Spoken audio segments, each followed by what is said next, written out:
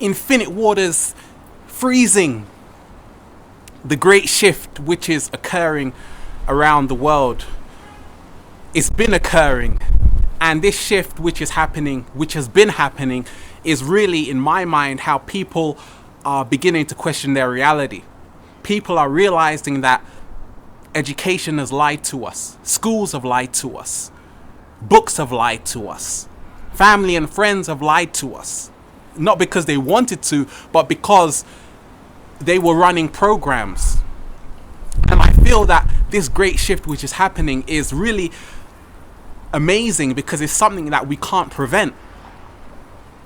The internet, in my mind, which is a sign of the great shift, if you look at it, in numerology we know that W stands for the number 3. So www, that's 333 equaling 9, which is a cycle of completion.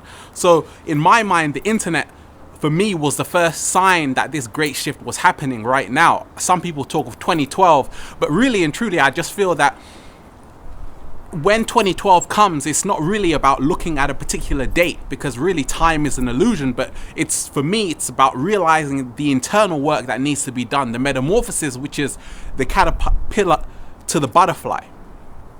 And a lot of us, we're very heavy. I think this world makes us very heavy. The material world is very heavy, it's very dense, it's very suffocating. And I feel that this great shift, a lot of people around the world are realizing that, where am I going? What am I doing? I've had to ask myself these questions. And at the same time, one has to keep grounded, because we still have family and friends who are still heavily invested in this system. But at the same time, I'm looking at it like this.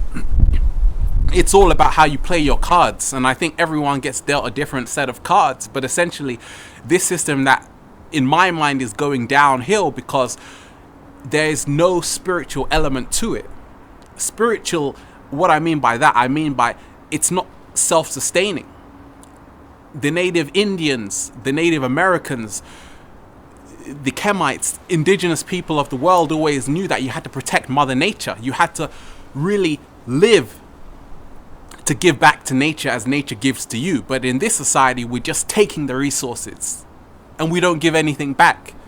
So in my mind, the great shift which is occurring is really gonna make people question their reality even more, because now there's no escape for anybody in terms of how everything is like a world full of mirrors. And for me, I always like to look at it like this: the world is not enough. They say there's only two things which are bad about life: one not getting what you want, and the other one getting what you want. And I think that's what's happened, because now a lot of us, we're living in luxury. Some people aren't, but majority of people are living in a world which we haven't really lived before, in terms of a lot of freedom people have.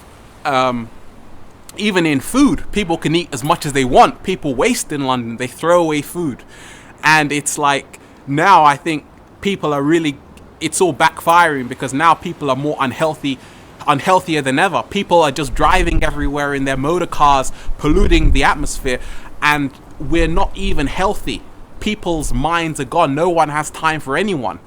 So this society we're living in, how is it benefiting all of us? How is it benefiting us? And I just feel that this great shift, for me, it's all about introspection. It's all about looking really what I'm giving back to nature.